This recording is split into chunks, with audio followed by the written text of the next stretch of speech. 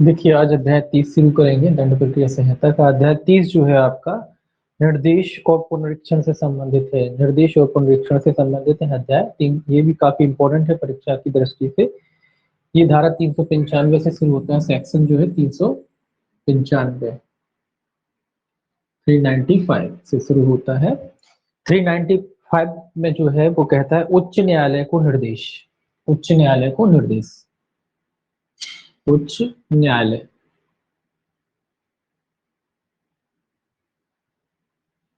को निर्देश।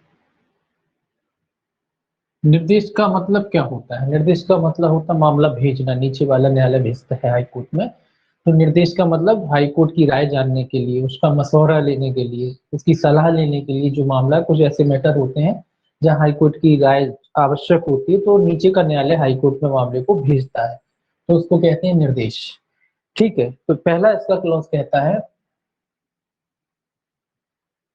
जहां किसी न्यायालय का समाधान हो जाता है कि उसके समक्ष लंबित मामले में किसी अधिनियम, अध्यादेश या विनियमन की अथवा किसी अधिनियम, अध्यादेश या विनियमन में अंतर्विष्ट किसी उपबंध की विधिमान्यता के बारे में ऐसा प्रश्न अंतर्गत है जिसका अवधारण उस मामले को निपटाने के लिए आवश्यक है, और उसकी यह राय है कि ऐसा अधिनियम, अध्यादेश, विनियमन या उपबंध अविधिमान या अपरिवर्तनशील है, किंतु उस उच्च न्यायालय द्वारा जिसके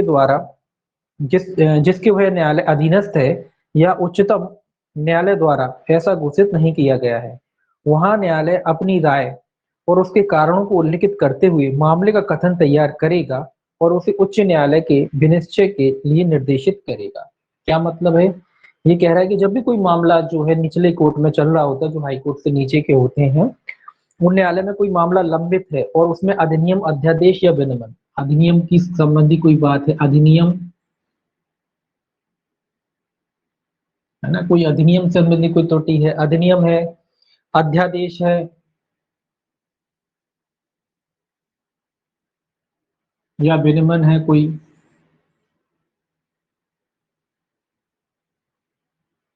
उनको लगता है जब कोई मैटर चल रहा है जो अधिनियम है, कोई अधिनियम से संबंधित कोई मैटर होता है, अध्यादेश से संबंधित होता है या विनियमन से संबंधित होता है। अधिनियम क्या होता है? अधिनियम तो जैसे अपन पढ़ रहे हैं सीआरपीसी, ये क्या अधिनियम है। अध्यादेश क्या होता है? जो समय समय पे निकाले जाते हैं, जब विधान, लोकसभा, राज्यसभा, क्या कहते हैं, अ, राष्ट्रपति, राज्यपाल द्वारा जो निकाले जाते हैं वो अध्यादेश होते हैं। विनियमन आप जानते ही हैं, जो हाई कोर्ट बनाते हैं, रूलिंग वगैरह है वो बनाते हैं, उनके संबंध में बात कर रहा है कि अगर इससे संबंध में कोई ऐसा मैटर जो नीचे न्यायालय में कोई चल रहा है और उसको लगता है निचले न्यायालय को कि भाई इसका अवधारण किया जाना अति आवश्यक है, मामले को निपटाने के लिए इन चीजों का निर्धारण करना आवश्यक है। निचले न्यायालय को ये लगता है कि भाई ये जो चीज है, जो अधिनियम से संबंधित कोई चीज हो सकती है, अध्यादेश से संबंधित कोई चीज हो सकती है, विनियमन से संबंधित कोई चीज हो सकती है, इसका निराकरण मतलब किसी मामले का निराकरण तभी हो पाएगा जब सबसे पहले इनका निराकरण हो जाए, ऐसा उसको लगता है। और उसको ये भी लगता है कि ये भाई विधि विरुद्ध है, या उसको मतलब उसको ये लगता है कि अपरिवर्तनशील है, उनको लगता है कि ये अपरिवर्तनशील है। निचले न्यायालय को लगता है कि जो भी अधिनियम है ये भाई अपरिवर्तनशील है, अध्यादेश है, विनियमन है, ये अपरिवर्तनशील है। लेकिन वो जब देखता है तो वो पाता है कि भाई ना तो कोई हाई कोर्ट का ऐसा कोई आदेश है, ना कोई सुप्रीम कोर्ट का कोई ऐसा आदेश है कि भाई इसको अपरिवर्तनशील घोषित किया गया हो। लेकिन निचले न्यायालय को लग रहा है कि नहीं, ये अपरिवर्तनशील है, तो सबसे पहले तो इनका निराकरण करना पड़ेगा ना, तब जाके वो मामले का निराकरण हो पाएगा। तो अगर उसे लगता है ना तो हाईकोर्ट ने कभी ऐसे इस बारे में, जो इनके बारे में जो इनको क्या कहते हैं, कंफ्यूजन हो रही है जिन अधिनियम, अध्यादेश और विनियमन के बारे में, ना तो हाईकोर्ट की कोई रूलिंग है, मतलब ना कोई हाईकोर्ट ने किसी उस मैटर पे कोई जजमेंट दिया है, ना सुप्रीम कोर्ट ने कोई जजमेंट दिया है, तो वो क्या करता है, तो वो अपना निष्कर्ष लिखकर, कौन सा न्यायालय? निचला न्यायालय। तो निचला न्यायालय अपना निष्कर्ष लिखकर,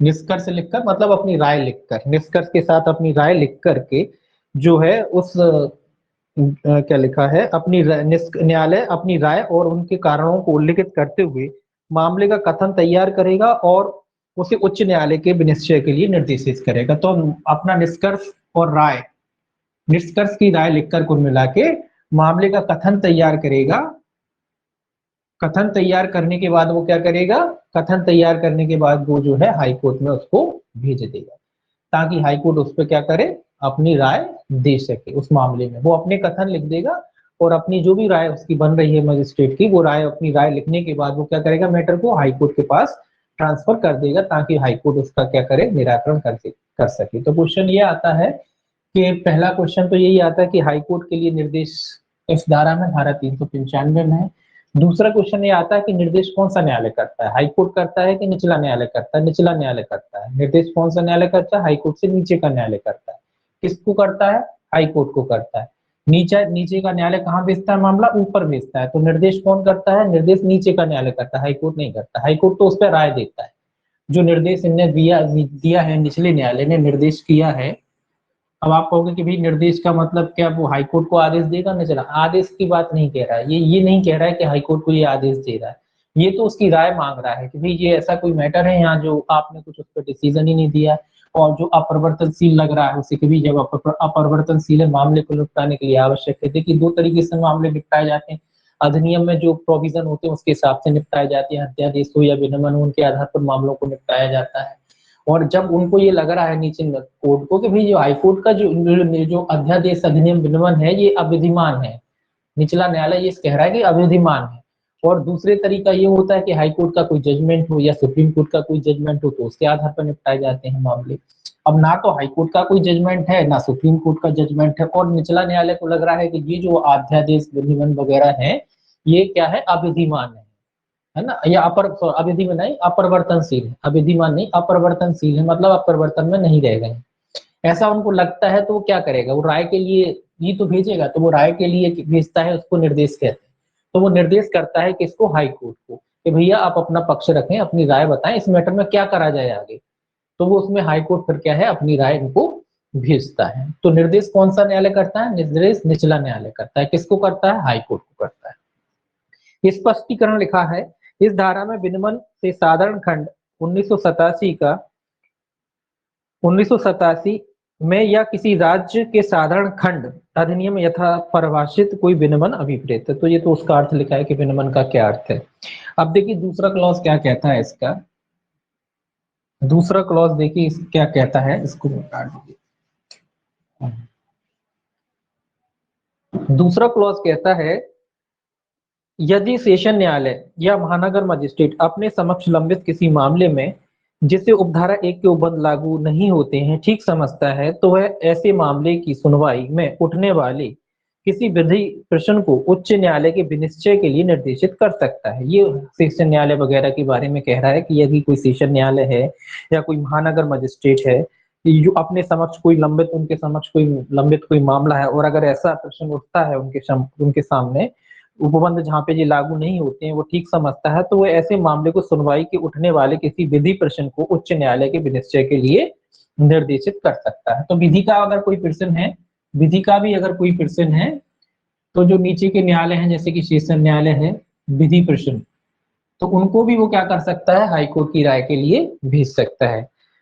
अगर कोई विधि का प्रश्न उठता है सेशन न्यायालय, महानगर मजिस्ट्रेट इनके समक्ष, और ऐसा अगर कोई प्रोविजन वगैरह नहीं भी है, तो भी वो क्या कर सकता है, हाईकोर्ट की राय के लिए मामला भेज सकता है। तीसरा कहता है, कोई न्यायालय जो उच्च न्यायालय को उपधारा 1 या उपधारा 2 के अधीन निर्देश करता है, उस पर उच्च न्यायालय का विनिश्चय होने तक अभियुक्त को जेल के सुपुर्द कर सकता है या अपेक्षा किए जाने पर हाजिर होने के लिए जमानत पर छोड़ सकता है। अब ये कह रहा है कि जब मैटर हाईकोर्ट के पास गया, हाईकोर्ट निराकरण करेगा कि भैया ये उसका जो निर्देश जो भी हाईकोर्ट दे, तो जो भी अपनी राय हाईकोर्ट दे, तो तब तक जो अभियुक्त है उसके लिए क्या किया, या तो उसको जेल भेज दिया जाएगा या उसको जमानत दे करके छोड़ दिया जाएगा, दोनों में से कुछ भी कर सकता है निचला न्यायालय उस, क्योंकि उस समय तक कार्रवाई रुक जाएगी। जब हाईकोर्ट का ऑर्डर आएगा, हाईकोर्ट कुछ भी कहेगा कि नहीं ये बिल्कुल ठीक आदेश है, अध्यादेश ठीक है, ऐसा कुछ जो भी आदेश दे, या वो कह सकता है गलत है, तो जो भी आदेश वो करेगा उसके आधार पर ही तो निर्णय होगा। तो जब तक उसका आदेश नहीं आ जाता तब तक क्या करेंगे, तो वो कह रहा है तब तक वो जो अभियुक्त वगैरह उसको क्या करा जाएगा, या तो जेल में भेज दिया जाएगा या फिर उसको जमानत पर छोड़ दिया जाएगा। तो ये था निर्देश। तो याद रखने वाली बात इसमें बस इतना है कि भाई जब कोई दिक्कत होती है निचले न्यायालय को किसी अध्यादेश, अधिनियम और विनियमन के बारे में कि वो अपरिवर्तनशील है, तो वो निर्देश करता है, और निर्देश कौन करता है? निर्देश निचला न्यायालय करता है, हाईकोर्ट नहीं करता, हाईकोर्ट में भेजा जाता है। ये थोड़ा याद रखने वाली बात है। क्वेश्चन ये आता है कि निर्देश किया जाता है या निर्देश करता है, दोनों तरीके के क्वेश्चन आते हैं, है ना। तो शब्दों पे ध्यान देने वाली बात होती है कि निर्देश किया जाता है या निर्देश करता है ना। इस तरीके से शब्द आते हैं, तो देखना है कि वो पूछ क्या रहा है, उसके हिसाब से अपने आंसर लगाना। सेक्शन वाइज तो आंसर आता ही है। और निर्देश किस न्यायालय द्वारा किया जाता है? निर्देश निचले न्यायालय द्वारा किया जाता है, हाई कोर्ट को, है ना। तो ये भी याद रखना है। अब देखिए सेक्शन जो है इसका आपका 396, सेक्शन 396।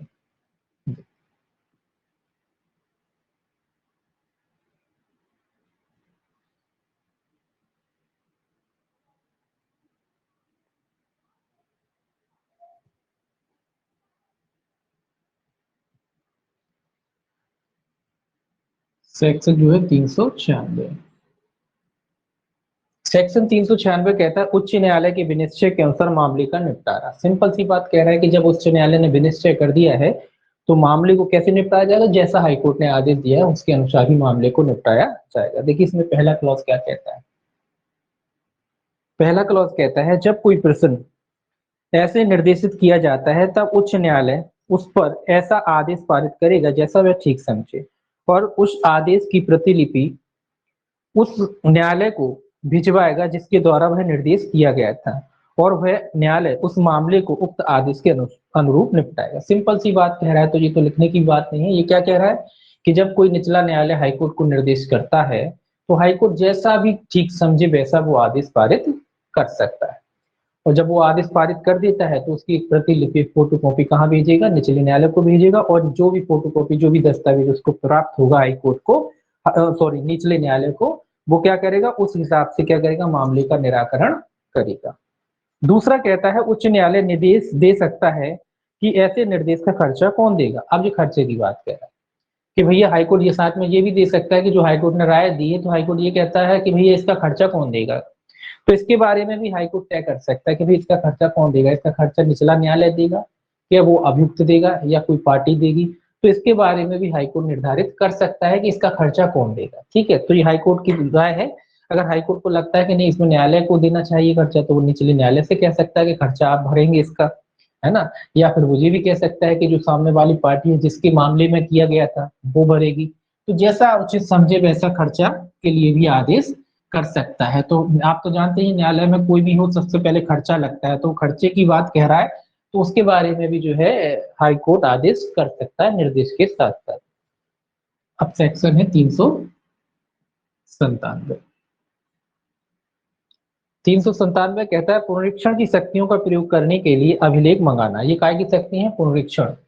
ये याद रखना, ये पूछा जाता है। पुनरीक्षण से संबंधित धारा कौन सी है? 357।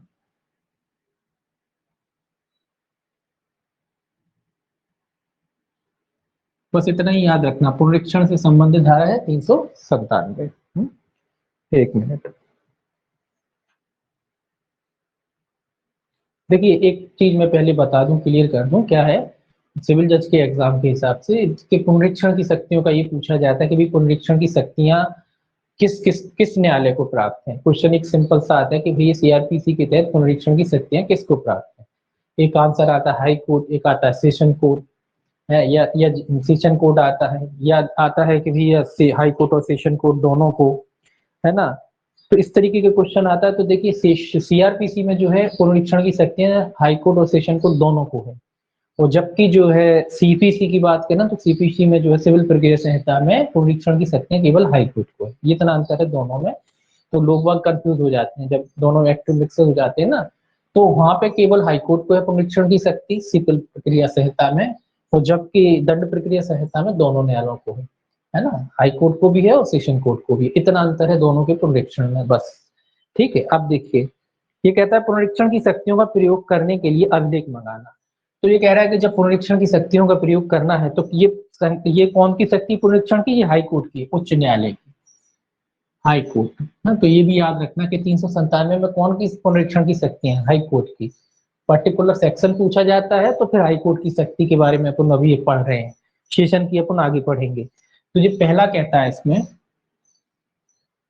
कि उच्च न्यायालय या कोई सेशन न्यायाधीश अपनी स्थानीय अधिकारिता के अंदर स्थित किसी अवर दंड न्यायालय के समक्ष की किसी कार्रवाई के अभिलेख को किसी अभिलिखित या पारित की गए निष्कर्ष दंडादेश या आदेश की शुद्धता, वैधता या औचित्य के बारे में और ऐसे अवर न्यायालय की किन्हीं कार्रवाइयों की नियमितता के बारे में अपना समाधान करने के प्रयोजन से मंगा सकता है और उसकी परीक्षा कर सकता है, और ऐसा अभिलेख मंगाते समय निर्देश दे सकता है कि अभिलेख की परीक्षा लंबित रहने तक किसी दंडादेश का निष्पादन निलंबित किया जाए, और यदि अभियुक्त परिरोध में है तो उसे जमानत पर या उसके बंद पथ पर छोड़ दिया जाए। ये क्या कह रहा है? ये कह रहा है कि जब हाईकोर्ट को ठीक लगता है, हाईकोर्ट जब भी ठीक समझता है, जब भी उचित समझता है, तो किसी भी मामले में अगर उसको लगता है कि जो उसके अधीनस्थ न्यायालय है, जो मतलब स्टेट का हाईकोर्ट होता है तो उसके स्टेट के अधीन जितने भी न्यायालय आते हैं वो सब उसके अधीनस्थ होते हैं, तो उनमें से किसी भी न्यायालय में उसको लगता है कि भाई आदेश की शुद्धता के बारे में, वैधता के बारे में या औचित्य, तीन चीजें हैं, आदेश की शुद्धता, वैधता और औचित्य, तीन चीजें, आदेश की शुद्धता, वैधता और औचित्य, इनमें से किसी भी मामले में अगर उसको लगता है कि इसकी जांच करनी चाहिए, उसको लगता है कि भी इनके आदेश की, इनकी वैधता की, इनके औचित्य की अगर जांच करनी चाहिए, जो निचले न्यायालय ने आदेश दिया उसकी, अगर उसे लगता है कि भी इनकी जांच करना चाहिए, तो किसी भी समय क्या कर सकता है, अभिलेख को मंगा सकता है। अभिलेख मतलब जो भी दस्तावेज निचले न्यायालय से हैं तो उनके क्या मंगा सकता है, अभिलेखों को मंगा सकता है, और क्या कर सकता है, उसकी जांच कर सकता है। जांच कर सकता है कि भैया जो आदेश निचले न्यायालय ने पारित किए थे उसमें अगर उसमें कोई अशुद्धि तो नहीं है, उसकी कोई वैधता संबंधी कोई उसमें बाध्यता तो नहीं है, या कोई औचित्य किस आधार पर उन्होंने निष्कर्ष दिया, उन सब चीजों के लिए वो अभिलेख मंगा सकता है और उनकी जांच आदि जैसा भी वो समझे कर सकता है। जब वो जांच करेगा तो यहाँ एक चीज लिखा है कि जब वो जांच करता है न्यायालय, तो उस समय वो ये आदेश दे सकता है कि जब तक वो जांच कर रहा है, निचला न्यायालय का जो भी दंडादेश वगैरह हो उसको क्या कर दिया जाए, रोक दिया जाए, निलंबित कर दिया जाए। रोक दिया जाए मतलब कितने समय तक, जब तक पुनरीक्षण चलेगा तब तक के लिए जो है उसका दंडादेश का परिवर्तन नहीं कराया जाए। तो जो भी न्यायालय ने दंडादेश दिया है उसको क्या कर सकता है, रोक देने के लिए भी आदेश जारी करेगा साथ में कि इसको रोक दिया जाए, जब तक पुनरीक्षण की कार्रवाई पूरी नहीं हो जाती दंडादेश का निष्पादन रोक दिया जाए। तो इसके लिए भी वो आदेश साथ में जारी करेगा, और साथ ही साथ ये भी आदेश जारी कर सकता है कि जो अभियुक्त वगैरह व्यक्ति है, कि अगर वो उचित समझता है तो, हर ऐसा नहीं कि जरूरी हुए, उचित समझता है तो, कि भाई जो अभियुक्त वगैरह है उसकी जमानत वगैरह भरवा ली जाए और उसको जमानत पर छोड़ दिया जाए, तो उसकी जमानत को भी स्वीकार कर सकता है। ये भी आदेश दे सकता है कि भाई जो अभियुक्त परिरोध वगैरह में या तो उसको छोड़ दिया जाए, अगर कोई पहले से ही जेल में तो उसको जेल से रिहा कर दिया जाए, उसकी जमानत स्वीकार कर ली जाए, ऐसा आदेश वो जारी कर सकता है। स्पष्टीकरण लिखा है कि सभी मजिस्ट्रेट चाहे वे कार्यपालक हो या न्यायिक, चाहे वे प्रारंभिक अधिकारिता का प्रयोग कर रहे हो या अपीली अधिकारिता का, इस उपधारा के और धारा 398 के प्रयोजनों के लिए सेशन न्यायालय से अवर समझे जाएंगे। तो ये नीचे लिख दिया इन्होंने, स्पष्टीकरण कर दिया है कि चाहे इस धारा और आगे जो धारा आएगी 398 उसके लिए सभी मजिस्ट्रेट, चाहे वो कार्यपालक मजिस्ट्रेट हो या अन्य कोई मजिस्ट्रेट हो, वो किसके अवर समझे जाएंगे, यानी किसके नीचे समझे जाएंगे, सेशन न्यायालय के नीचे समझे जाएंगे, उसके बारे में ये कहा गया है। और दूसरा देखिए क्या कहता है, दूसरा कहता है उपधारा 1 द्वारा प्रदत्त पुनरीक्षण की शक्तियों का प्रयोग किसी अपील, जांच, विचारण या अन्य कार्रवाई में पारित किसी अंतर्वर्ती आदेश की बाबत नहीं किया जाएगा। ये भी याद रखना है आपको, अंतर्वर्ती आदेश की जो है कार्रवाई में, अंतर्वर्ती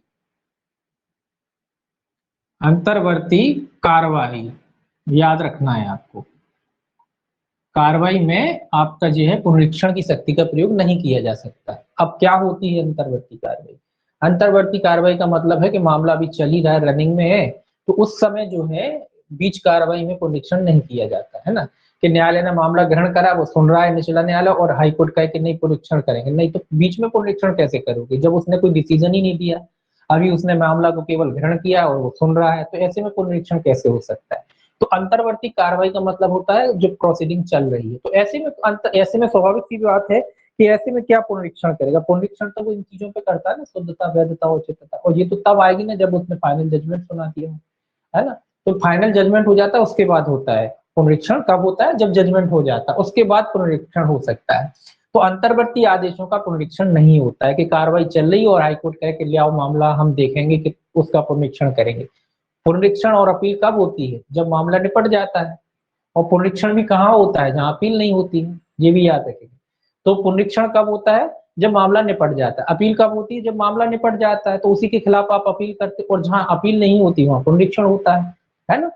तो दो जो चीजें आपको याद रखना है कि जहाँ अपील नहीं होती वहाँ पुनरीक्षण होता है, उन मामलों में पुनरीक्षण कर सकते हैं, आप भी आवेदन कर सकते हैं, न्यायालय चाहे तो न्यायालय स्वयं भी बुला सकता है, दोनों चीजें आप भी कर सकते हैं। आपको भी राइट है, अगर किसी मामले में अपील नहीं होती है और पुनरीक्षण अगर उसमें है तो आप पुनरीक्षण कर सकते हैं। और हाईकोर्ट को लगता है तो वो हाईकोर्ट खुद ही मामले को ऊपर उठा सकता है, मतलब मंगा सकता है और वो पुनरीक्षण कर सकता है। लेकिन अंतर्वर्ती आदेशों की कोई पुनरीक्षण नहीं होता, ये याद रखना है आपको। ये सभी में लागू होती है भाई, कॉमन बात है ये सब में, चाहे सिविल का मैटर हो चाहे क्रिमिनल का मैटर हो, किसी का भी मैटर हो। पुनरीक्षण अंतर्वर्ती आदेश की ना तो पुनरीक्षण होता है ना ही अपील होती है ना? अपील भी नहीं होती, अंतर्वर्ती आदेश की अपील भी नहीं होती, क्योंकि जो मैटर निपटा ही नहीं है, जो मैटर मैटर रनिंग में है, उसकी आप क्या अपील करोगे, क्या पुनरीक्षण करोगे? तो अंतर्वर्ती आदेश की जो है पुनरीक्षण नहीं होता। तीसरा देखिए, तीसरा कहता है यदि किसी व्यक्ति द्वारा इस धारा के अधीन आवेदन या तो उच्च न्यायालय को या सेशन न्यायाधीश को किया गया है, तो उसी व्यक्ति द्वारा कोई और आवेदन उस उनमें से दूसरे के द्वारा ग्रहण नहीं किया जाएगा। ये क्या कह रहा है? यदि किसी व्यक्ति द्वारा इस धारा के अधीन आवेदन या तो उच्च न्यायालय को या सेशन न्यायालय को किया गया, तो उसी व्यक्ति द्वारा कोई और आवेदन उसमें से दूसरे द्वारा ग्रहण नहीं किया जाएगा। मतलब ये कह रहा है कि भाई जब एक ने आवेदन कर दिया तो ये तो नहीं है कि बार बार सब लोग लगाते फिरे। अगर हाई दोनों जगह लगा सकते हैं ना, इसमें सेशन को भी पावर है, सेशन का आगे पढ़ेंगे अपन। तो ये कह रहा है भाई अगर आपने पुनरीक्षण का आवेदन लगाया, हाई कोर्ट में लगाया या सेशन कोर्ट में लगाया है, तो उनमें से किसी अन्य द्वारा, मान लो दो थे, अब एक ने लगा दी, दूसरा चला वो भी लगा दे, तो कह रहा है फिर दूसरे वाले द्वारा ग्रहण नहीं किया जाएगा। अगर आपने एक आवेदन लगा लिया है तो दूसरा आवेदन आपका कुल मिला के ग्रहण नहीं किया जाएगा। एक आवेदन लगाया तो पहले उसी का निपटारा हो जाए। तो मतलब ये नहीं कि एक पुनरीक्षण पहले बोले आप यहाँ लगा दिए सेशन में, बोले यहाँ से खारिज हुआ तो फिर बोले हाई कोर्ट में ऊपर चले गए, तो नहीं, एक ही बार आप आवेदन लगा सकते हैं पुनरीक्षण का, बार बार आप पुनरीक्षण का कुल मिला के आवेदन नहीं लगा सकते। दूसरा, अब आता है सेक्शन जो इसका 398, जांच करने का आदेश देने की शक्ति। जो जांच करने का आदेश देने की शक्ति, जांच, तो इसमें जांच का आदेश दे सकता है न्यायालय। क्या कह रहा है ये कह रहा है किसी अभिलेख की धारा 397 के अधीन परीक्षा करने पर या अन्यथा उच्च न्यायालय या सेशन न्यायाधीश मुख्य न्यायिक मजिस्ट्रेट को निर्देश दे सकता है कि वह ऐसे किसी परिवाद की जो धारा 203 या 204 की उपधारा 4 के अधीन खारिज कर दिया गया है, या किसी अपराध के अभियुक्त ऐसे व्यक्ति के मामले की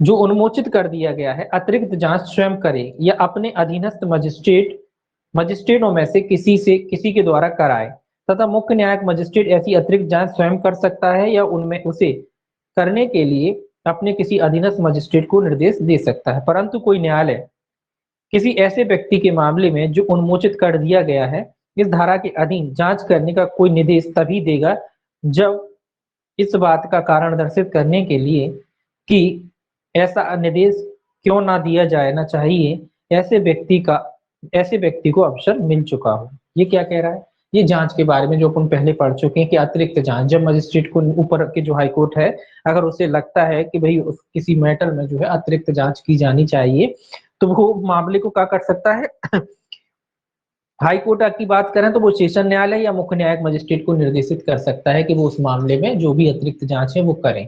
हाई कोर्ट सेशन को भी कर सकता है और मुख्य न्यायिक मजिस्ट्रेट को भी कर सकता है, और अगर सेशन है तो सेशन न्यायाधीश जो है मुख्य न्यायिक मजिस्ट्रेट को कह सकता है कि इस मामले में अतिरिक्त जांच की जाए, या तो स्वयं कर सकता है, और जो मुख्य न्यायिक मजिस्ट्रेट है वो जांच क्या कर सकता है, स्वयं कर सकता है, या उसके जो भी अधीनस्थ मजिस्ट्रेट है उनसे करा सकता है।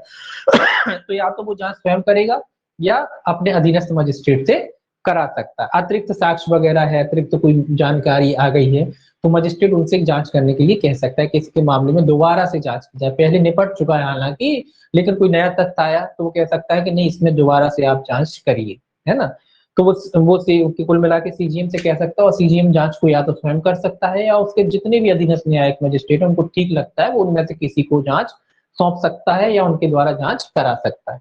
परंतु यहाँ एक कंडीशन लगी कि अगर मान लो कोई व्यक्ति उन्मोचित हो चुका था, छोड़ दिया था जिसे, अब उस व्यक्ति की जांच करनी है।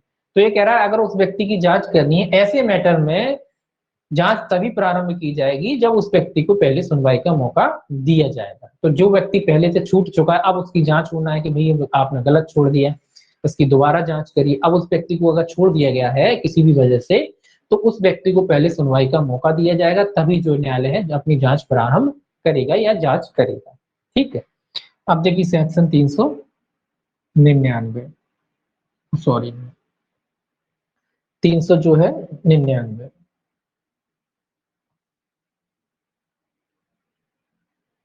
सेक्शन 399 है सेशन न्यायाधीश की पुनरीक्षण की शक्ति। ये याद रखना, ये कौन की थी? हाईकोर्ट की। 399 में कौन की? सेशन सेशन न्यायाधीश की पुनरीक्षण की शक्ति।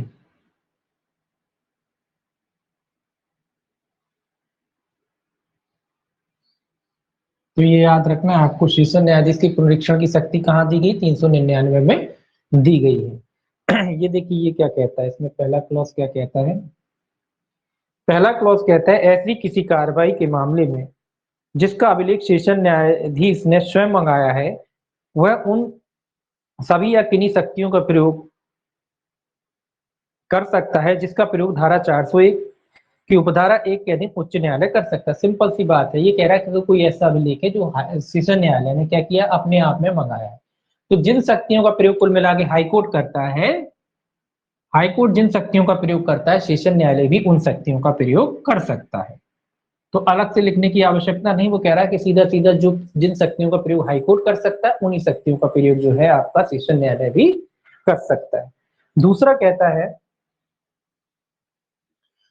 जहां सेशन न्यायाधीश के समक्ष पुनरीक्षण के रूप में कार्रवाई उपधारा 1 के अधीन आरंभ की गई है, वहां धारा 401 की उपधारा 2, 3, 4, 5 के उपबंध जहां तक हो सके ऐसी कार्रवाई को लागू होंगे और उक्त धाराओं में उच्च न्यायालय के प्रति निर्देशों का यह अर्थ लगाया जाएगा भी सेशन न्यायाधीश के प्रति निर्देश। ये तो धारा के बारे में कह रहा है। जब अपन 401 पढ़ेंगे तो 401 में उच्च न्यायालय के पुनरीक्षण की शक्तियों के बारे में बताया है, तो उसमें हाईकोर्ट शब्द आया है ना। जब उच्च न्यायालय के बारे में बात कर रहा है तो हाई कोर्ट शब्द आएगा, अपन पढ़ेंगे कि हाई कोर्ट को जे होगी, हाई कोर्ट को जे होगी शक्ति। तो वो ये कह रहा है कि जहां भी अगर सेशन न्यायालय उसकी जगह कार्य, चूंकि ऊपर तो कह दिया कि मुख्य शक्तियों का प्रयोग करेगा जो हाई कोर्ट करता है, और ये कहता है कि 401 में हाई कोर्ट के बारे में लिखा है। तो ये कह रहा है फिर जहां जहां शब्द अगर सेशन न्यायालय उन शक्तियों का प्रयोग कर रहा है, जहां जहां सेशन न्यायालय शब्द लिखा है, सॉरी हाई कोर्ट शब्द लिखा है, वहां उसका अर्थ सेशन न्यायालय के मामले में सेशन न्यायालय पढ़ा जाएगा। बस इतना सा बात कह रहा है कि जहां भी हाईकोर्ट शब्द आया है और सेशन न्यायालय अगर पुनरीक्षण कर रहा है, तो उस समय अपन क्या अर्थ लगा लेंगे? उसका अर्थ हाईकोर्ट ना लगा के अपन क्या अर्थ लगाएंगे कि सेशन ही लिखा है। ठीक है ये। अब तीसरा क्या कह रहा है? तीसरा कह रहा है जहां किसी व्यक्ति द्वारा या उसकी ओर से पुनरीक्षण के लिए आवेदन सेशन न्यायाधीश के समक्ष किया जाता है, वहां ऐसा व्यक्ति के संबंध में उस बाबत सेशन न्यायाधीश का विनिश्चय अंतिम होगा और ऐसे व्यक्ति की प्रेरणा पर पुनरीक्षण के रूप में और कार्रवाई उच्च न्यायालय या किसी अन्य न्यायालय द्वारा ग्रहण नहीं की जाएगी। जो मैंने अभी बताया, पहले भी अपन ने पढ़ा कि अगर किसी व्यक्ति का जो पुनरीक्षण है सेशन न्यायालय के द्वारा अगर किया जा रहा है, तो सेशन न्यायालय का निर्णय क्या होगा? अंतिम होगा। कैसा होगा? अंतिम होगा। आप अब ये नहीं हो सकता कि आपने बोले अभी सेशन से आप पुनरीक्षण किया, बोले अब पुनरीक्षण करेंगे, बोले सेशन से हार गए, बोले अब बोले हाई कोर्ट जाएंगे, हाई कोर्ट में पुनरीक्षण करेंगे। तो नहीं, पुनरीक्षण का आवेदन एक ही बार होगा, चाहे आप सेशन में कर लो चाहे हाई कोर्ट में कर लो, है ना। समानांतर कह सकते हैं कि इनको अधिकारता है, एक समान अधिकारता है पुनरीक्षण के मामले में। हाई कोर्ट और सेशन कोर्ट को कैसी अधिकारता है? समानांतर अधिकारता है। तो चाहे आप हाई कोर्ट में कर लीजिए आवेदन, चाहे आप सेशन कोर्ट, और चाहे आप सेशन कोर्ट में कर लीजिए, कहीं भी कर सकते हैं। एक ही बार एक ही आवेदन आपका लगेगा, आप बार बार आवेदन नहीं लगा सकते। ठीक है, तो एक ही बार आप आवेदन लगा सकते हैं। जैसे अपील में होता है ना कि प्रथम अपील, द्वितीय अपील, इसमें नहीं होता है, इसमें एक ही बार होगा, वो एक ही आवेदन लगेगा, चाहे आप सेशन में लगा लो चाहे आप हाई कोर्ट में लगा लो। आप बार बार जो है आवेदन नहीं कर सकते। अगर सेशन न्यायालय ने कोई जजमेंट दे दिया है तो वो जजमेंट क्या होगा? अंतिम होगा, और उस पर जो है हाई कोर्ट जो है दोबारा से कोई जो है आवेदन ग्रहण नहीं करेगा। अगर आप दोबारा से अगर सोचते हैं कि हाई कोर्ट में आवेदन कर दिया जाए, तो हाई कोर्ट जो है उस पर कोई दोबारा से आवेदन ग्रहण नहीं करेगा। ठीक है।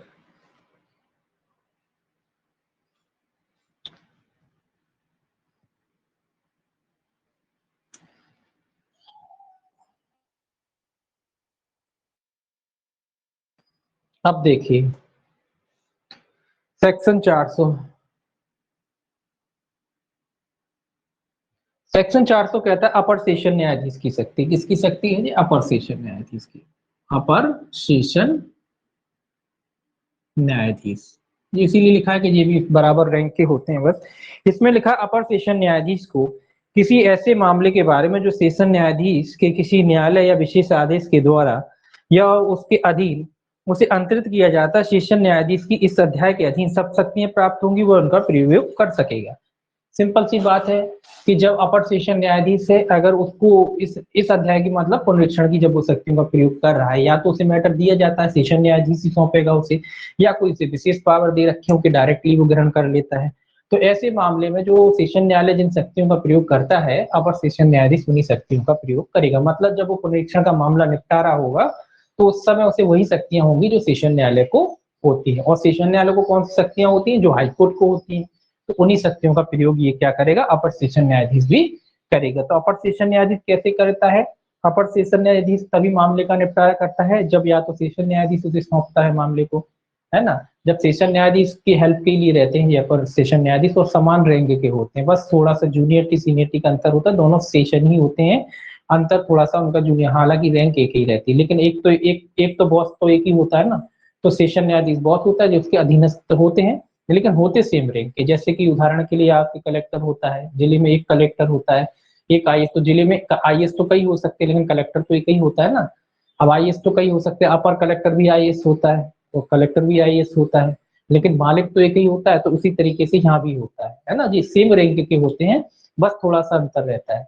तो मामला कौन रेफर करेगा ना? हाईकोर्ट, सेशन कोर्ट करता है, या फिर स्पेशल पावर दे रखी हो इन्हें राज्य ने या हाईकोर्ट ने कि डायरेक्ट मामला इन्होंने ग्रहण किया है। तो ऐसे मामलों में जो है सेशन न्यायाधीश की ही शक्तियों का ये प्रयोग करेगा जब वो पुनरीक्षण की शक्ति को निपटा रहा होगा। ठीक है।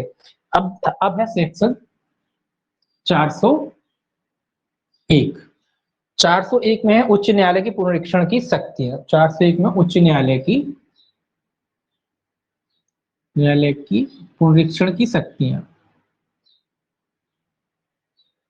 पुनरीक्षण की शक्तियां। उच्च न्यायालय कौन कौन सी शक्तियों का जब वो पुनरीक्षण कर रहा होता है तो किन किन शक्तियों का प्रयोग कर सकता है? इसमें लिखा है पहला, ये कहता है ऐसे किसी कार्रवाई के मामले में जिसका अभिलेख उच्च न्यायालय ने स्वयं मंगाया है या जिसकी उसे अन्यथा जानकारी हुई है, वह धाराएं 386, 389, 390, 391 द्वारा अपील न्यायालय को या धारा 307 द्वारा सेशन न्यायालय को प्रदत्त शक्तियों में से किसी का स्वविवेक अनुसार प्रयोग कर सकता है। और जब वे न्यायाधीश जो पुनरीक्षण न्यायालय में पीठासीन है राय में समान रूप से विभाजित है, तब मामले का निपटारा धारा 392 द्वारा उल्लिखित रीति से किया जाएगा। तो सिंपल सी बात ये कह रहा है कि जब हाईकोर्ट या तो स्वयं मंगाया होगा मामले को पुनरीक्षण करने के लिए, या फिर अन्यथा किसी ने आवेदन किया होगा तो पुनरीक्षण हो रहा है। तो अब वो ये कह रहा है कि भाई तो जो हाई कोर्ट है वो किन शक्तियों का प्रयोग करेगा? तो वो सिंपल बात है, देखिए हाई कोर्ट की कोई अपनी प्रक्रिया तो होती नहीं है कि हाई कोर्ट की कोई प्रक्रिया, तो हाई कोर्ट वही शक्तियों का प्रयोग करेगा जो सेशन न्यायालय जिन शक्तियों का प्रयोग करता है या अपील न्यायालय जिन शक्तियों का प्रयोग करता है। तो सेशन न्यायालय या अपील न्यायालय,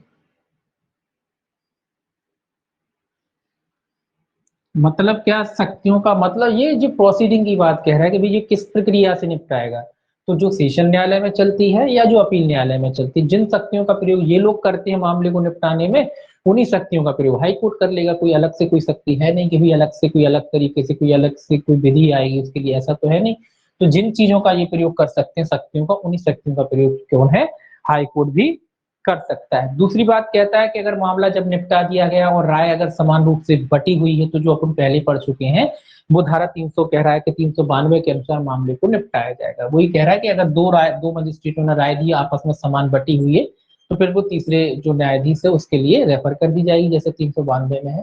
फिर राय के आधार पर जो है मामले को निपटाया जाएगा या फिर बड़ी बेंच में भेज दिया जाएगा। तो उसी तरीके से जो क्या किया जाएगा, मामले का निराकरण किया जाएगा।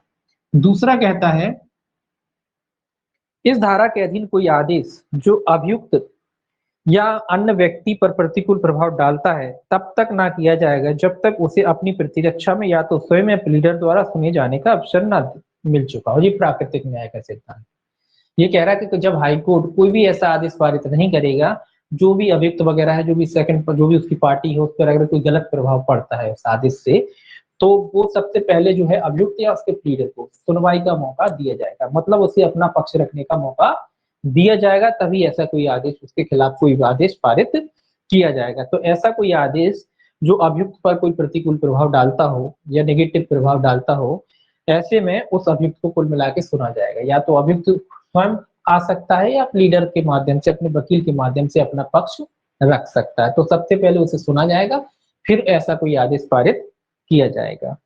तीसरा देखिए क्या कहता है।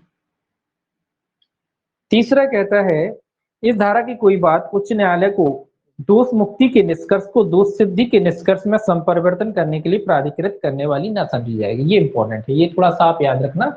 दोष मुक्ति को दोष सिद्धि में नहीं बदल सकता, ठीक है, ये याद रखें कि अगर निचले न्यायालय ने किसी व्यक्ति को दोष सिद्ध कर दिया था और हाई कोर्ट ने उसका पुनरीक्षण कर रहा है या किसी के आवेदन पर पुनरीक्षण कर रहा है, तो वो दोष मुक्ति का अगर नीचे के न्यायालय का आदेश था तो उसको दोष सिद्धि में नहीं बदल सकता, ठीक है। सजा बढ़ा सकता है, घटा सकता है, कोई परिवर्तन कर सकता है, लेकिन ऐसा नहीं कर सकता कि किसी को बिल्कुल निर्दोष छोड़ दिया था और पुनरीक्षण किया और पुनरीक्षण न्यायालय ने उसे सजा टिका दी। तो पुनरीक्षण के मामले में दोष सिद्धि नहीं कर सकता। अगर कोई व्यक्ति दोष मुक्त था तो उसे दोष सिद्धि में नहीं बदला जा सकता, ठीक है। सजा में परिवर्तन किया जा सकता है, बढ़ाई जा सकती है, घटाई जा सकती है, कोई अन्य परिवर्तन किए जा सकते हैं, लेकिन ये याद रखना है कि दोष मुक्ति को दोष सिद्धि में नहीं बदला जा सकता। तो हाईकोर्ट ऐसे में किसी की दोष मुक्ति को दोष सिद्धि में नहीं बदल सकता पुनरीक्षण में। चौथा देखिए क्या कहता है। चौथा कहता है जहां इस संहिता के अधीन अपील हो सकती हो किंतु कोई अपील नहीं की जाती, वहां उस पक्षकार की प्रेरणा पर जो अपील कर सकता था पुनरीक्षण की कोई कार्रवाई ग्रहण न की जाएगी। ये क्या कह रहा है, मैंने कहा ना कि पुनरीक्षण कहाँ होता है, पुनरीक्षण वही होता है जहां अपील नहीं होती है, जिन मामलों में अपील नहीं होती है उन्हीं मामलों में। क्रिमिनल की बात कर रहे हैं अभी को, तो जो क्रिमिनल विधि जो कहती है, अपनी दंड प्रक्रिया संहिता जो कहती है कि भैया अपील पुनरीक्षण वही होता है जहां अपील नहीं होती है, जहां अपील का प्रोविजन नहीं हुआ पुनरीक्षण का प्रोविजन है ना। निगरानी भी कहते हैं इसको हिंदी में, निगरानी शब्द आ जाए तो पुनरीक्षण ही है वो, है ना। तो निगरानी शब्द भी याद रखना आपके, भाई निगरानी शब्द कभी कभी इस तरीके के शब्द भी पूछ देते कि निगरानी किस धारा, तो निगरानी भी बोलते हैं इसे, है ना। तो भाई निगरानी कह लीजिए या पुनरीक्षण कह लीजिए, उन मैटर में होता है जहां अपील होती है, अपील नहीं होती। तो अब ये चौथा क्लॉज यही कह रहा है कि किसी मामले में मान लो अपील हो सकती थी और किसी व्यक्ति ने उसकी अपील नहीं की, अपील का समय अवधि बीत गई, अब वो चाहता है कि भाई साहब पुनरीक्षण कर ले, तो ऐसे मामले में न्यायालय जो है पुनरीक्षण के आवेदन को ग्रहण नहीं करेगा। और कहाँ लिखा है चौथा, उस पक्षकार की प्रेरणा पर जो अपील कर सकता है तो पुनरीक्षण की कोई कार्रवाई ग्रहण ना की जाएगी। तो ये कह रहा है कि भैया जो व्यक्ति आवेदन कर सकता था, अपील कर सकता था, अपील कर सकता था, अपील कर सकता था, लेकिन अपील की नहीं उसने, समय अवधि बीत गई, 30 दिन का मान लो अपील का समय था, तो इन जनाब ने अपील ही नहीं करी। अब अपील नहीं करी, अब बोल रहे हैं कि साहब हम पुनरीक्षण करेंगे, तो जब आपको अपील का अधिकार था तो आप पुनरीक्षण का प्रयोग नहीं कर पाओगे। सीधी सी बात है कि जब आप अपील कर सकते थे और आपने अपील नहीं करी, ये आपकी गलती है कि आपने अपील क्यों नहीं करी, आपकी अपील की समयावधि बीत गई, अब आप कह रहे हो कि आप पुनरीक्षण करोगे, तो ऐसे मामले में आप जो है पुनरीक्षण नहीं कर सकते, क्रिमिनल मैटर में पुनरीक्षण नहीं कर सकते, ठीक है। सिविल मैटर में थोड़ा सा अंतर आ जाता है। सिविल मैटर में ये आ जाता है कि जहां पुनरीक्षण, जहां उन मैटर में तो होती है, ये तो कॉमन नियम है कि अब पुनरीक्षण वही होता है जहां अपील नहीं होती, है ना। और उसमें ये थोड़ी सा रिलीफ है कि अपील कर सकते थे, लेकिन अगर आपने अपील नहीं की तो उस मैटर में ग्रहण की जा सकती है, लेकिन वो अलग चीज है। तो यहाँ पे सीधा सीधा है कि भाई आप अपील कर सकते थे और अपील की समयावधि निकल गई तो आप पुनरीक्षण नहीं कर पाओगे। पांचवा कहता है जहां इस संहिता के अधीन अपील होती है किंतु उच्च न्यायालय को किसी व्यक्ति द्वारा पुनरीक्षण के लिए आवेदन किया गया है और उच्च न्यायालय का यह समाधान हो जाता है कि ऐसा आवेदन इस गलत विश्वास के आधार पर किया गया था कि उससे कोई अपील नहीं होती और न्याय के हित में ऐसा करना आवश्यक है, तो उच्च न्यायालय पुनरीक्षण के लिए आवेदन को अपील की अर्जी मान सकता है और उसे तदनुसार कार्रवाई कर सकता है। तो ये कह रहा है कि भैया क्या हुआ, इनको गलत फहमी हो गई थी इनको। इस संहिता के अधीन अपील होती, किंतु उच्च न्यायालय को किसी व्यक्ति द्वारा पुनरीक्षण के लिए आवेदन किया जाता है और उच्च न्यायालय की यह राय है कि समाधान हो जाता है कि ऐसा आवेदन इस गलत विश्वास के आधार पर किया गया था कि उस मामले में अपील नहीं होती। तो ये कह रहा है कि भैया जो पक्षकार था उसको ये नहीं पता था कि भाई उस मैटर में जो है अपील हो सकती है, मतलब अपील हो सकती है, उसको लगा कि अपील हो सकती है, उसको पता है कि अपील नहीं होती। कुल मिला के उसको लगता है कि अपील नहीं है इस मामले में, उसको ये नहीं पता कि इस मैटर में अपील होती है, उसको पता है कि भाई इस मैटर में अपील नहीं होती। वो कुल मिला के तथ्य की भूल में था, और वो व्यक्ति तथ्य की भूल में था, और वो उसको ये नहीं समझ में आया कि अपील हो सकती। तो उसने क्या किया, पुनरीक्षण का आवेदन जो है हाईकोर्ट में लगा दिया। हाईकोर्ट में क्या किया उसने, पुनरीक्षण का आवेदन लगा दिया, क्योंकि उसको तो यही लग रहा था कि अपील होती नहीं है, और उसने पुनरीक्षण का आवेदन लगा दिया। उसको पता है कि भाई जब अपील नहीं होती तो पुनरीक्षण होगा, जबकि उस मैटर में अपील हो सकती थी, लेकिन उसको नहीं पता था, है ना, वो कुल मिला के कोई भूल में था। तब हाईकोर्ट यहाँ जांच करेगा, देखेगा कि हाँ उसको लगता है कि वास्तविकता में ये तथ्य की भूल में था, गलती हो गई इससे, और न्याय के हित में भैया इसकी जो है अपील को ग्रहण किया जाना चाहिए। तो वो उसके न्याय के हित में, न्याय हित में मतलब न्याय कर, क्योंकि न्यायालय का काम क्या है, न्याय करना। तो वो न्याय हित में उसकी अपील ग्रहण कर सकता है, लेकिन किस तरीके से ग्रहण करेगा, अपील की भांति। न्याय हित में जो है हाईकोर्ट उसके आवेदन को ग्रहण कर सकता है, आवेदन क्या कर सकता है, ग्रहण कर सकता है।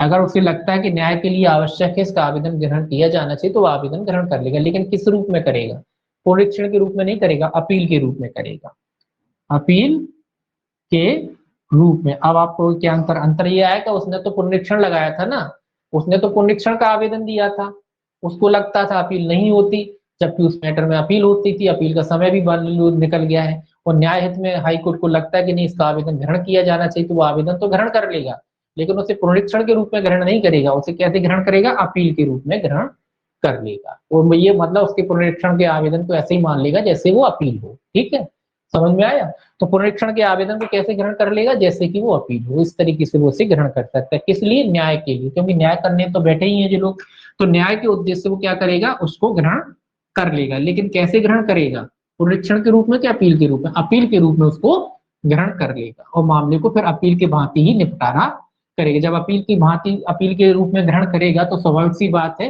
कि मैटर को वो कैसे सुनेगा, जैसे कि वो अपील हो, उसी तरीके से उसकी कार्रवाई करेगा और उसी तरीके से उसे निपटाएगा, जैसे कि अपीलों का निपटारा किया जाता है।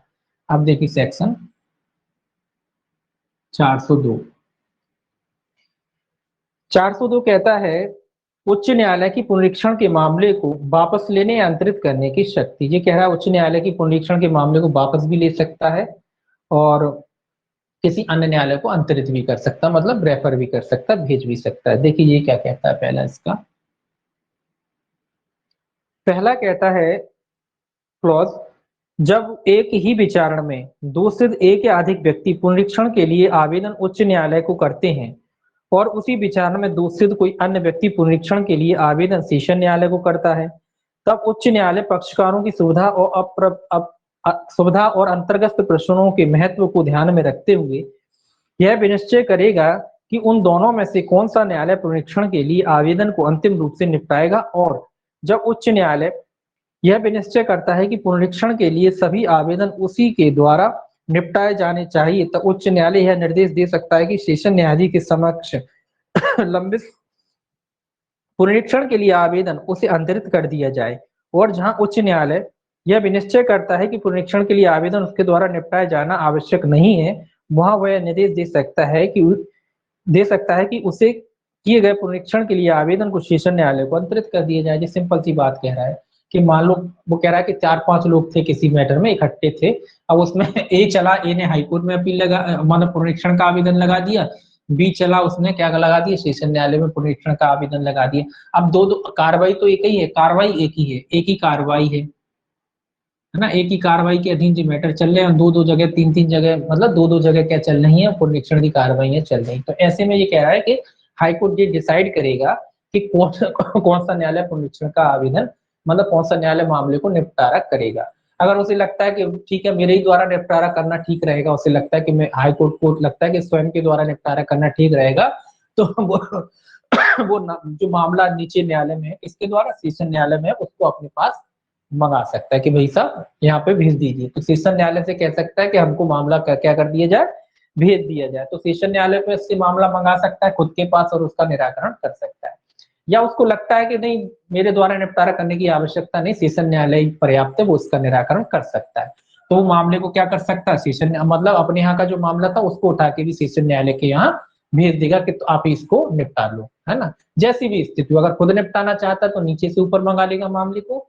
अगर उसे लगता है कि सेशन न्यायालय निपटा सकता है मामले को तो अपने यहाँ का मामला जो है उसको भी सेशन न्यायालय के यहाँ भेज देगा। ये तो न्यायिक प्रक्रिया के लिए है कि बार बार ऐसा ना हो कि यहाँ भी चल रही कार्रवाई वहां भी दो जगह कार्रवाई चलनी, उससे बचने के लिए। तो कुल मिला के किसी एक जगह कार्रवाई निपटाई जाएगी।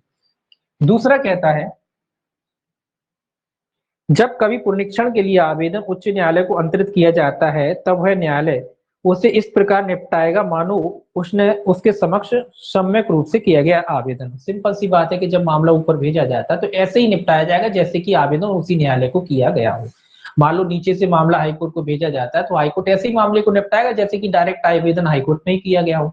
तो उस मामले को कैसे ग्रहण करेगा, जैसे कि हाईकोर्ट के द्वारा ही मामले में आपने आवेदन किया था और हाईकोर्ट ही उसको निपटा रहा, तो इसी तरीके से वो मामले को निपटाएगा। तीसरा क्या कहता है, तीसरा कहता है जब कभी पुनरीक्षण के लिए आवेदन सेशन न्यायालय को वही बात सेम है अंतरित किया जाता है तब वह न्यायाधीश उसे इस प्रकार निपटाएगा मानो वह मामला उसके समक्ष सम्यक किया गया आवेदन। तो दोनों ही मामले में चाहे हाई कोर्ट की बात कर लो चाहे सेशन कोर्ट की बात कर लो, जब मामला नीचे भेजा जाता है या ऊपर भेजा जाता है तो जिस न्यायालय को भी भेजा जाता है या जिस न्यायालय में भी अंतरित किया जाता है वो मामले को ऐसे ही निपटाएगा जैसे कि मूल रूप से आवेदन उनके पास ही किया गया हो। तो दोनों में एक ही बात है। चौथा देखिए क्या कहता है, चौथा कहता है जहां पुनरीक्षण के लिए आवेदन उच्च न्यायालय द्वारा सेशन न्यायालय को अंतरित किया जाता है वहां उस व्यक्ति या उन व्यक्तियों की प्रेरणा पर जिनके पुनरीक्षण के लिए आवेदन सेशन न्यायाधीश द्वारा निपटाए गए हैं पुनरीक्षण के लिए कोई और आवेदन उच्च न्यायालय या किसी अन्य न्यायालय में नहीं होगा। ये सिंपल सी बात कह रहा है कि भाई वो पहले जो अपन ने पढ़ा है कि जब कोई पुनरीक्षण के लिए आवेदन उच्च न्यायालय द्वारा सेशन न्यायाधीश को जब कोई मैटर अंतरित किया जाता है तो उसके बाद फिर दोबारा कोई आवेदन वो ग्रहण नहीं करेगा। आपने हाईकोर्ट में कर दिया, हाईकोर्ट से मामला नीचे सेशन कोर्ट में आ गया, अब सेशन कोर्ट में जब मामला आ गया तो आप कहें कि भैया फिर से अब कोई चला के बोले हाईकोर्ट में कर दो मैटर, तो वो ऐसा नहीं होगा। दोबारा से कोई आवेदन नहीं कर सकते। एक बार आपने हाईकोर्ट में कर लिया, हाईकोर्ट ने उठा के सेशन न्यायालय में कर दिया मामले को अंतरित, तो आप ये नहीं कि अब दोबारा से पहुंचे हाईकोर्ट में मामले को करना, तो इस तरीके से मामले को अंतरित नहीं कर सकते, मतलब दोबारा से आवेदन नहीं कर सकते। अब देखिए सेक्शन 403 क्या कहता है।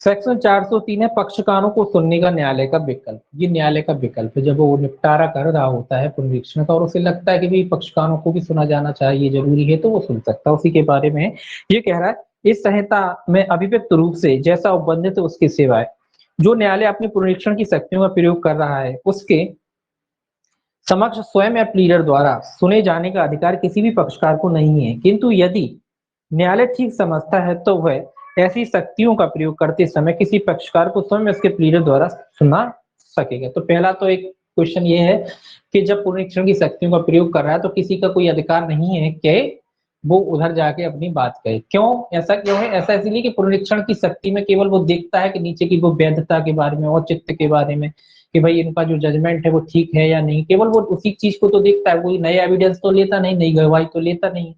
इसीलिए किसी को सुने जाने का कोई राइट नहीं है। पुनरीक्षण के मामले में कोई व्यक्ति अधिकार पूर्वक नहीं कह सकता कि भाई साहब हमें सुना जाए। सुनने के लिए तो निचला न्यायालय था, उसने सुन लिया, उसने जजमेंट भी दे दिया। अब जो हाईकोर्ट में आपका पुनरीक्षण हो रहा है वो तो केवल इसी बात के लिए हो रहा है ना कि जो आपको जजमेंट निचले न्यायालय ने दिया वो ठीक दिया या नहीं दिया, गलत दिया, कोई भूल तो नहीं, विधि की, तथ्य की कोई ऐसी भूल तो नहीं करी है निचले न्यायालय ने। तो निचले न्यायालय की गलतियां निकालता है। पुनरीक्षण का मतलब क्या है? निचले न्यायालय की गलतियां निकालना। तो हाईकोर्ट निचले न्यायालय की गलतियां चेक करता है उसमें, वो किसी की गवाही बगाई नहीं लेता। तो वो केवल जजमेंट चेक करता है, वो देखता है जो भी आवश्यक दस्तावेज वगैरह, कोई ऐसा तो नहीं जो कोई एविडेंस था जो आपको लेना चाहिए था, ग्रहण करना चाहिए था, आपने नहीं करा, आपने इनकार कर दिया, सामने वाली पार्टी ने पेश करा, आपने बोला नहीं हम ग्रहण नहीं करेंगे, जबकि वो ग्रहण करने योग्य था। अब ऐसा हो सकता है कि वो साक्ष्य अगर आप ग्रहण कर लेते तो मामला पलट जाता, लेकिन आपने ग्रहण नहीं किया, यानी कि यहाँ किसकी गलती, मजिस्ट्रेट की। तो इस तरीके की गलतियों को चेक करता है, इसीलिए यहाँ कोई भी पक्षकार को जो है सुने जाने का कोई राइट नहीं है। कोई पक्षकार ऐसे नहीं कह सकता कि भाई हमें भी सुपुरीक्षण की कार्रवाई चल रही है तो वो बुलाए, तारीखें लगे, ऐसा नहीं होता इसमें, है ना।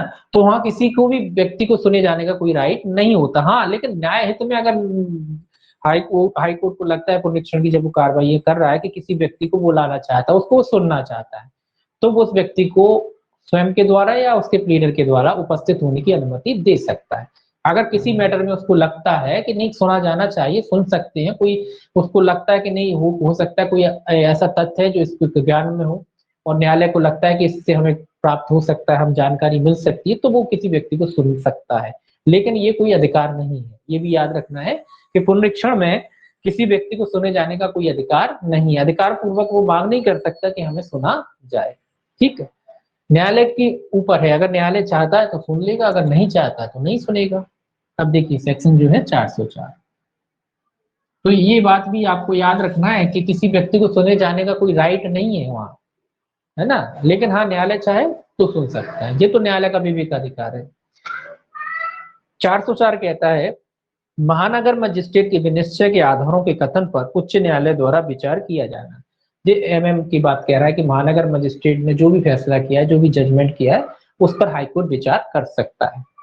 ये कह रहा है जब उच्च न्यायालय या सेशन न्यायालय द्वारा किसी महानगर मजिस्ट्रेट का अभिलेख धारा 397 के अधीन मंगाया जाता है, तब वह मजिस्ट्रेट अपने विनिश्चय आदेश के आधारों का और किन्हीं ऐसे तथ्यों का जिन्हें वह विवादक के लिए तात्विक समझता है, विवादक मतलब जिस पे मुद्दों पे विवाद होता है उसको आवश्यक समझता है, निराकरण उनका आवश्यक है, आवश्यक समझता है, तात्विक समझता है, वर्णन करने वाला कथन अभिलेख के साथ भेज सकता है और न्यायालय उक्त विनिश्चय आदेश को उलटने अपास्त करने से पूर्व ऐसे कथन पर विचार करेगा। ये क्या कह रहा है, ये कह रहा है कि जब भी कोई मेट्रोपॉलिटन मजिस्ट्रेट की बात कर रहा है या कोई महानगर मजिस्ट्रेट के निर्णय को मिला के ऊपर मंगाया जाता है, उसका पुनरीक्षण किया जाता है, कोई विवादक है जो जिसका निराकरण करना आवश्यक है, उस मैटर पे अगर बुलाया जाता है तो क्या करेगा, वो निचला जो न्यायालय है वो जो भी फैसले दिए हैं, जो भी उसने जजमेंट दिया, उस पर अपने निष्कर्ष की राय लिखेगा। मतलब निष्कर्ष के जो भी वो जजमेंट ले रहा है, क्यों ले रहा है, किस बात के लिए ले रहा है ना। तो एक निष्कर्ष निकालता है ना, जब भी कोई न्यायाधीश जो है अपना फैसला सुनाता है तो एक निष्कर्ष देता है ना, तो इस निष्कर्ष के बारे में कह रहा है कोई जो निचला न्यायालय है वो क्या करेगा, अपने निष्कर्ष लिखेगा, जो भी उसने फैसला किया है, जो भी उसने जजमेंट दिया है उसके बारे में वो अपना निष्कर्ष लिख करके क्या करेगा, चाहे सेशन हो चाहे हाई कोर्ट हो, उसको भेज देगा। जब सेशन न्यायालय हाई कोर्ट ने उनको मंगाया तो अपना निष्कर्ष लिखित मतलब अभिलेखों के साथ अपने निष्कर्ष लिख के जो है हाई कोर्ट या सेशन कोर्ट में भेज देगा। और हाई कोर्ट और सेशन कोर्ट जब भी कोई आदेश पारित करते हैं, मतलब जब पुनरीक्षण में मामला है, जब भी वो कोई आदेश वगैरह पारित करेंगे या कोई भी विनिश्चय करेंगे, कोई भी निर्धारण करेंगे मामले का, तो जो जज की राय है जो उसने मामले के संबंध में दी है उसका भी ध्यान में रखा जाएगा, मतलब उसको भी वो पढ़ेंगे। ऐसा नहीं कि जज की राय ना पढ़े, जज ने क्यों दिया, अगर उसने जज ने कोई फैसला दिया है तो उसने राय लिखी होगी, अगर किसी को सजा दी है, किसी को बरी किया है, किसी को छोड़ा है, तो उसने वजह लिखी होगी क्यों सजा दी, क्यों छोड़ा है, किस एविडेंस पे छोड़ा है। तो जब हाई कोर्ट और आपका सेशन कोर्ट जब अपना निर्णय देगा उस मामले में, तो उस जज की राय को भी वो क्या करेगा, ध्यान में रखेगा। इतना सा ये सेक्शन कह रहा है। सेक्शन कहता है 405, सेक्शन 405 देखिए क्या कहता है। सेक्शन 405 कहता है उच्च न्यायालय के आदेश का प्रमाणित करके निचले न्यायालय को भेजा जाना। ये तो कॉमन सी बात हो गई कि जब उच्च न्यायालय अपना जो है आदेश पारित कर देता है तो वो आदेश पारित करके कहाँ भेजेगा, वो आदेश पारित करके जो है निचले न्यायालय में भेज देगा। उसी के बारे में कह रहा है कि जब उच्च न्यायालय या सेशन न्यायालय द्वारा कोई मामला इस अध्याय के अधीन पुनरीक्षित किया जाता है, तब वह धारा 388 द्वारा उपबंधित रीति से अपना विनिश्चय आदेश प्रमाणित करके उस न्यायालय को भेजेगा जिसके द्वारा पुनरीक्षण निष्कर्ष दंडादेश या आदेश अभिलिखित किया गया था, पारित किया गया था, और तब वह न्यायालय जिसे विनिश्चय आदेश ऐसे प्रमाणित करके भेजा गया है ऐसे आदेश करेगा जो ऐसे प्रमाणित विनिश्चय के अनुरूप है, और यदि आवश्यक हो तो अभिलेख में तदनुसार संशोधन कर दिया जाएगा। ये तो सेम बात है ये कह रहा है कि जब ऊपर निराकरण हो गया, पुनरीक्षण वगैरह सब हो गया है, पुनरीक्षण के बाद जो है जजमेंट वगैरह जो भी दे दिया उसने अपना फैसला, हाईकोर्ट या सेशन कोर्ट जैसी भी स्थिति हो, उन्होंने अपना जो भी जजमेंट किया है वो क्या करेंगे, प्रमाणित करके निचले न्यायालय को उसकी प्रतियां भेजी जाएंगी।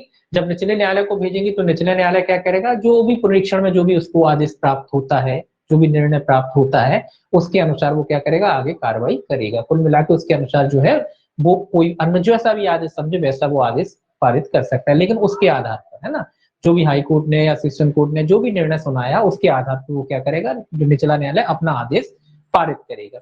और जिसका उसका जो निचला ऑर्डर था उसमें अगर कोई संशोधन करना चाहता तो उसमें वो उस हिसाब से वो संशोधन भी कर सकता है। किस हिसाब से, जो निर्णय हाई कोर्ट ने या सेशन कोर्ट ने दिया है उसके अनुसार उसमें अगर संशोधन आवश्यक है तो उसमें संशोधन आदि भी कर सकता है। तो ये तो आपका ये इतना ही है, 405 तक है ये आपका पुनरीक्षण। बाकी जो अगला चैप्टर है 31, ये अपन का मंडे को ही देखेंगे, है ना, मंडे को देखेंगे। अध्याय 31 है, हालांकि छोटा है लेकिन मंडे को देखेंगे, आधा नया है, उसके बाद आगे पढ़ेंगे। ठीक है, ये इम्पोर्टेंट नहीं है ये पूरा आपका जो चल रहा है, इसके बाद जमानतें वगैरह आएंगी वो भी इम्पोर्टेंट है ना, तो ये काफी इम्पोर्टेंट है। बाकी देखेंगे मंडे को इसको, है ना।